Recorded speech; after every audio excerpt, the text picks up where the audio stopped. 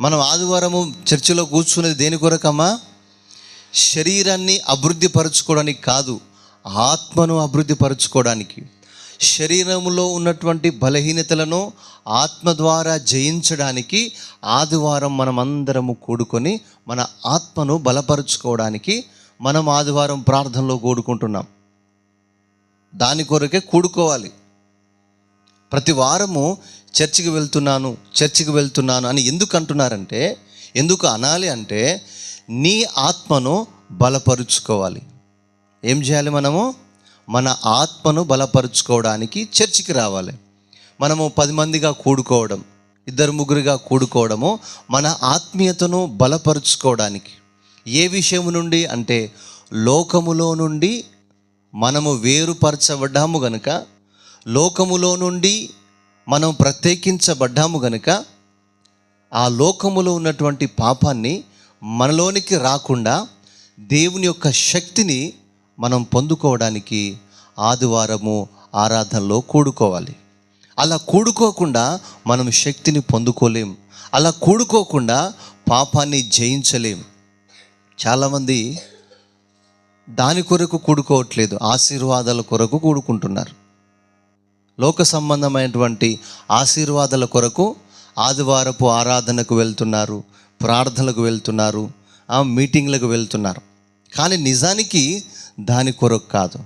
క్రైస్తవ జీవితం అంటే అర్థం ఏంటిదంటే, ప్రియమైన దేవుని బిడ్డలారా, ఆత్మను బలపరుచుకోవడం. శరీర సంబంధమైంది కాదు క్రైస్తవ జీవితము, ఆత్మ సంబంధమైంది. హల్లెలూయా. క్రైస్తవ జీవితం దేనికి సంబంధమైందమ్మా? శరీర సంబంధమైంది కాదు, ఆత్మ సంబంధమైంది. యేసు ప్రభు నమ్ముకున్న నేను అంటే అర్థం ఏంటిదంటే, శరీర సంబంధమైన క్రియలు నేను చెయ్యను, ఆత్మ సంబంధమైన క్రియలు మాత్రమే చేస్తాను అని నీ హృదయంలో నిశ్చయించుకొని యేసు ప్రభును వెంబడించడం. యేసు ప్రభును ఎందుకు నమ్ముకోవాలంటే, శరీర సంబంధమైన వాటి కొరకు కాదు నమ్ముకోవాల్సింది, ఆత్మ సంబంధమైన వాటి కొరకు. హల్లెలూయా. దేని కొరకు చెప్పాలి? ఆత్మ సంబంధమైన వాటి కొరకు. మనం ఇక్కడ కూడుకున్న దేని కొరకు? నీ ఆలోచనలు జయించడానికి. ఆత్మ సంబంధమైనటువంటి ఆ మార్పు నీలో రావాలి. హల్లెలూయా చెప్పాలి. హల్లెలూయా. అర్థమవుతుందా? దేవుని మందిరములో మనం కూడుకోవడానికి చాలామంది దేవుని నమ్ముకున్నాను అంటారు కదా. అయితే క్రైస్తవ్యానికి లోకంలో ఉన్నటువంటి ఆచారాలకు ఉపయోగం లేదు, సంబంధం లేదు. కులానికి సంబంధం లేదు, మతానికి సంబంధం లేదు. పురుషుడని స్త్రీ అని చిన్న పెద్ద తేడా ఏమీ లేదు. ఎందుకంటే క్రైస్తవ్యం అనేది ఆత్మ సంబంధమైంది. ఆత్మకు కులము లేదు, ఆత్మకు మతము లేదు, ఆత్మకు భేదాలు లేవు. పురుషుడని స్త్రీ అని భేదము లేదు. కాబట్టి మనము ఆరాధిస్తున్నటువంటి క్రీస్తు ఆత్మ సంబంధమైన వాడు కనుక మరణించిన తర్వాత మనకు జీవితం ఉన్నది అని మనం క్రీస్తును వెంబడిస్తున్నాం. శరీర సంబంధమైనటువంటి ఆశీర్వాదాల కొరకు యేసు ప్రభుని నమ్ముకోవడం అవసరం లేదు. యేసు ప్రభుని ఎందుకు నమ్ముకోవాలంటే, మరణించిన తర్వాత నాకు జీవితం ఉన్నది అని విశ్వసించిన వాడు మాత్రమే యేసు ప్రభును వెంబడిస్తాడు. దాని కొరకు మాత్రమే మనం బ్రతకాలి. శరీర సంబంధమైన వాటి కొరకు మనము యేసు ప్రభును అనుసరించడానికి వీలు లేదు. శరీర సంబంధమైన వాటి కొరకు అనుసరించాలంటే లోకములో ఎన్నో కార్యక్రమాలు ఉన్నాయి, చేసుకోవచ్చు. కానీ యేసు ప్రభుని నమ్ముకున్న మనము పాపాన్ని జయించడానికి ఈ విధంగా కూడుకోవాలి. హల్లెలూయా. ఏం జయించడానికమ్మా చెప్పాలి? పాపాన్ని జయించడానికి. నువ్వు లోకంలో తిరుగుతూ ఉంటావు, సినిమాలు అక్కడ పోస్టర్ కనబడితే నీకు సినిమా చూడబుద్ధి అవుతుంది. లోకంలో తాగాలనిపిస్తుంది, లోకంలో ఎంజాయ్ చేయాలనిపిస్తుంది. అంటే ఈ శరీరాన్ని పాడు చేయాలని నీకు ఈ లోకంలో ఎన్నో ఆలోచనలు కనబడుతూ ఉంటాయి. డబ్బు సంపాదించాలని, ఆస్తులు సంపాదించాలని రకరకాల కోరికలు మనిషి మైండ్లో ఎప్పటికీ పుడుతూనే ఉంటాయి. నువ్వు నిద్రపోయినా కూడా నీ మైండు పనిచేస్తూనే ఉంటుంది. నువ్వు నిద్రపోయినా కూడా నీ మైండు పనిచేస్తూనే ఉంటుంది. అయితే ఈ పాపపు స్థితి నుంచి, ఈ పాపపు శరీరములో నుండి మనం విడుదల పొందుకోవాలంటే మనము యేసయ్య యొక్క కాళ్ళ దగ్గరికి యేసయ్యను ఆశ్రయించాలి. యేసయ్య పాదాలను మనం ఆశ్రయించాలి. యేసయ్యను మనం వేడుకోవాలి. హల్లెలూయా. కాబట్టి పాపాన్ని మనము జయించాలి. ఇలా జయించడం వల్ల ఏం జరుగుతుందంటే, నువ్వు మరణించిన తర్వాత పరలోక రాజ్యం వెళ్తావు. ఈ శరీరముతో మనం యేసయ్య దగ్గరికి వెళ్ళం. ఈ శరీరము మట్టిలో కలిసిపోతుంది. ఆత్మ మాత్రమే దేవుని దగ్గరికి వెళుతుంది. ఆ ఆత్మ కొరకు మనం చేస్తున్నది పోరాటం. అవునా కదా? అర్థమవుతుందా? మనం చేస్తున్న పోరాటం ఏంటిది? ఆత్మ పోరాటం, శరీర సంబంధమైన పోరాటం కాదు. అందుకే ఒక పాట ఉన్నది కదా, పోరాటం ఆత్మీయ పోరాటం, చివరి శ్వాస వరకు ఈ పోరాటము ఆగదు, సాగిపోవుచున్నాను సిలువను మోసుకొని నా గమ్య స్థానానికి, సిలువను మోసుకొని నా గమ్య స్థానానికి. ప్రకృతి సంబంధమైన మనుషుడు దేవుని యొక్క ఆత్మ విషయాలను అంగీకరింపడు. మనం ఎవరము? ప్రకృతి సంబంధమైన వారము కాము. ప్రకృతి సంబంధులట దేవుని ఆత్మను అంగీకరింపరు. దేవుని నమ్ముకుంటున్నాను అంటే దేవుడు ప్రకృతికి సంబంధించిన వాడు కాదు. దేవుడు లోక సంబంధి కాడు. దేవుడు శరీర సంబంధి కాడు. దేవుడు ఈ లోకములో ఉండేవాడు కాదు. దేవుడు పరలోకమందు ఉండేవాడు. ఆ పరలోకమందు ఉండే దేవుని వెంబడించాలి అంటే ప్రకృతి సంబంధమైనటువంటి పద్ధతులు పాటిస్తే ఆ పరలోకంలో ఉన్న దేవుని దగ్గరికి మనం వెళ్ళలేము. ఆత్మ సంబంధమైన నడిపింపు కలిగి ఉంటేనే, ఆత్మ సంబంధమైన ఆలోచనలు కలిగి ఉంటేనే, ఆత్మ సంబంధమైనటువంటి క్రియలు చేస్తేనే మనము మరణించిన తర్వాత దేవుని యొద్దకు వెళతాం. చదువు. ప్రకృతి సంబంధమైన మనుషుడు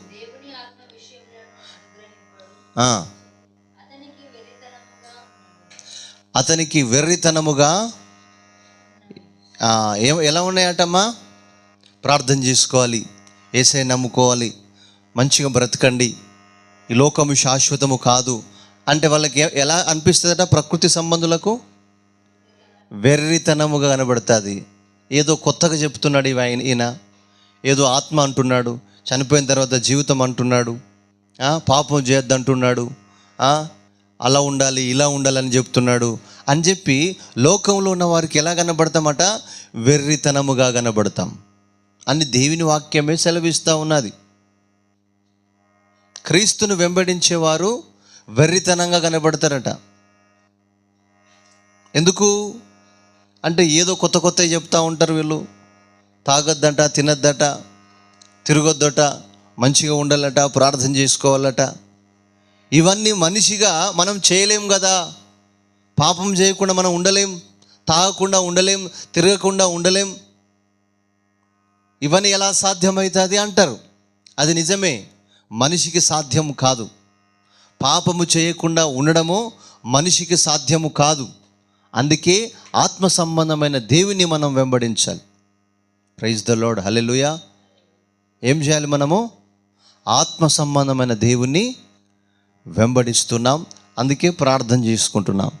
కాబట్టి మీరు కూర్చున్నప్పుడు ఏం చేయాలంటే మీ ఆత్మను బలపరుచుకోవాలి. దేవుని వాక్యం ద్వారా మీరు పాపాన్ని జయిస్తారు. దేవుని యొక్క మాటల ద్వారా మీ ఆలోచనలు జయిస్తారు.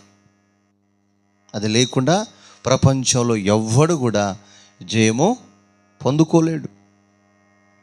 కాబట్టి ప్రేమైన దేవుని బిడ్డలారా, మనము దేవుణ్ణి ఎందుకు వెంబడించాలమ్మా? పాపాన్ని చెప్పాలి, పాపాన్ని జయించడానికి మనం యేసు ప్రభువును వెంబడించాలి. అంతకు మించి ఇంకో ఉద్దేశము లేనే లేదు. యేసు ప్రభుని ఎందుకు వెంబడించాలంటే పాపమును జయించడానికి, ఈ శరీరేచ్ఛలను జయించి ఆత్మ సంబంధంగా పరిశుద్ధంగా బ్రతకడానికి. అందుకే యేసయ్య అన్నాడు, నేను పరిశుద్ధుని గనుక మీరును పరిశుద్ధులై ఉండండి. హల్లెలూయా. ఏమన్నాడు దేవుడు? నేను పరిశుద్ధుని గనుక మీరు పరిశుద్ధులై ఉండండి. యేసు ప్రభు పరిశుద్ధత కొరకు మనల్ని బ్రతకమంటున్నాడు. ఈ లోకములో దేవుడు దేని కొరకు బ్రతకమంటున్నాడమ్మా? పరిశుద్ధత కొరకు బ్రతకమంటున్నాడు. అయితే పరిశుద్ధంగా మనం ఉండలేం, పరిశుద్ధంగా మనం జీవించలేం, మన ఆలోచనలు పరిశుద్ధంగా ఉండలేవు, మన శరీరము పరిశుద్ధంగా ఉంచుకోలేం. అయితే దేవుడు ఏం చేశాడంటే, ఆయనే శరీరధారిగా భూమి మీదికి వచ్చి తన రక్తాన్ని దారిపోసి మన కొరకు మరణించి తిరిగి లేచాడు. ఆయన రక్తం ద్వారా మనము పరిశుద్ధులుగా మార్చబడతాం. హల్లెలూయా. ఆయన రక్తం ద్వారా మనకు విమోచన దొరుకుతుంది. ఆయన రక్తాన్ని మనం ఆశ్రయించినప్పుడు, ఆయన యొద్దకు మనం వెళ్ళినప్పుడు ఆయన మన ఆత్మను పరిశుద్ధపరచగలడు. ఎందుకంటే మన పాపముల నిమిత్తమై యేసుక్రీస్తు ప్రభుల వారు మరణించి తిరిగి లేచాడు కనుక మన పాపాలను పరిశుద్ధపరచడానికి, మన పాపాలను విడిపించడానికి యేసు ప్రభుకు అధికారము ఉన్నది. అందుకే యేసు ప్రభును మనము వెంబడించాలి. యేసు ప్రభు మన పాపాల్ని క్షమించడానికి, మన పాపాల నుండి విడిపించడానికి ఆయనకు అధికారం ఉన్నది. మనిషిగా మనం పాపాన్ని జయించలేం. లోకంలో చాలామంది భక్తి చేస్తారు, అయితే వాళ్ళు ఆత్మ సంబంధమైన వాటి కొరకు భక్తి చేయట్లేదు. లోకంలో చేసే భక్తి ఆత్మ సంబంధమైంది కాదు. వాళ్ళు కోరికల కొరకు, వారి యొక్క బ్రతుకు తెరువు కొరకు దేవుని వెంబడిస్తూ ఉంటారు. వారి యొక్క అవసరతలు తీర్చబడడానికి వాళ్ళు దేవుని వెంబడిస్తారు. వాళ్ళు చేసేది తప్పు కాదు. అయితే క్రైస్తవుడిగా నువ్వు కూడా శరీర సంబంధమైన వాటి కొరకు యేసయ్యను వెంబడించడానికి వీలు లేదు. శరీర సంబంధమైన కోరికలు, శరీర సంబంధమైన అవసరతల కొరకు నువ్వు యేసు ప్రభును వెంబడించొద్దు. ఎందుకంటే శరీర సంబంధమైన వాడు కాదు యేసు ప్రభు, ఆత్మ సంబంధమైన వాడు. లోకంలో ఉన్నవారు శరీర సంబంధమైన కోరికల కొరకు భక్తి చేస్తారు, ఆచారాలు పాటిస్తారు, అనేక పద్ధతులు చేస్తారు. అది వాళ్ళ భక్తి. అయితే యేసయ్యను నమ్ముకున్న నీవు చేయవలసినటువంటి భక్తి ఏంటంటే శరీర సంబంధమైంది కాదు, ఆత్మ సంబంధమైంది. కులానికి, మతానికి ఎటువంటి భేదము లేనిది, ఆత్మకి ఏమీ లేదు కనుక ఆత్మ సంబంధమైన జీవితం నువ్వు జీవించాలి. హల్లెలూయా. అప్పుడే నువ్వు మరణించిన తర్వాత క్రీస్తు యొద్దకు వెళతావు అని బైబిల్ గ్రంథం సెలవిస్తూ ఉన్నది. లోకంలో ఉన్న వారికి నీకు వ్యత్యాసం చాలా కనబడాలి. వాళ్ళు శరీర సంబంధమైన వాటి కొరకు ఆరాటపడతా ఉన్నారు. మరి యేసయ్యను నమ్ముకున్న నువ్వు కూడా శరీర సంబంధమైన వాటి కొరకు ఆరాటపడితే వాళ్ళకి నీకు ఎటువంటి భేదము లేదు. యేసు ప్రభు కోరుకున్నది ఒకటే ఒకటి, పరిశుద్ధత. చాలామంది గుడ్డి భక్తులు ఏం చేస్తారంటే పరిశుద్ధతను పక్కన పెట్టి శరీర సంబంధమైన వాటి కొరకు ఆరాట పడుతున్నారు.